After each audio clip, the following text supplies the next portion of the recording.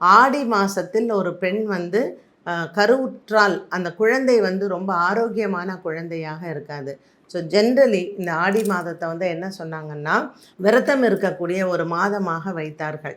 இந்த ஆடி மாதம்னா என்ன? ஆடி மாதம் வந்து தக்ஷணாயன புண்ணிய காலம் ஆரம்பம். ஸோ சூரியனினுடைய பாதை வந்து தெற்கு முகமாக போகுது. இந்த தக்ஷணாயன புண்ணிய காலத்தில் சூரியனை வைத்து தான் காலத்தை நிர்ணயம் செஞ்சாங்க.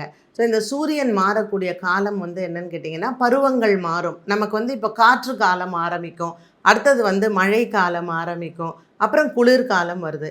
தேவர்களுக்கு இது வந்து இரவு பொழுது தொடங்குது.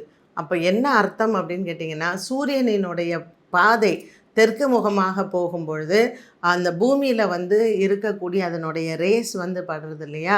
ஸோ பூமி சம்பந்தப்பட்ட விஷயங்களில் நிறைய மாற்றங்கள் ஏற்படும் பொழுது நம்மளுடைய உணவு பழக்க வழக்கங்கள், நமக்கு இருக்கக்கூடிய ஆரோக்கியம், இது எல்லாமே வந்து மாறுபடும். அப்போ நம்மளுடைய உடம்பு வந்து ஒரு பெண்ணுக்கு வந்து ஒரு கர்ப்பம் தரிப்பது அல்லது அந்த குழந்தையை பெற்றெடுப்பதுங்கிறதுல சில கர்ப்பப்பை சம்பந்தப்பட்ட பிரச்சனைகளும் வரும். அப்படிங்கிறதுக்காக தான் தாய்க்கும் சேய்க்கும் அவ்வளோ நலன் இல்லை.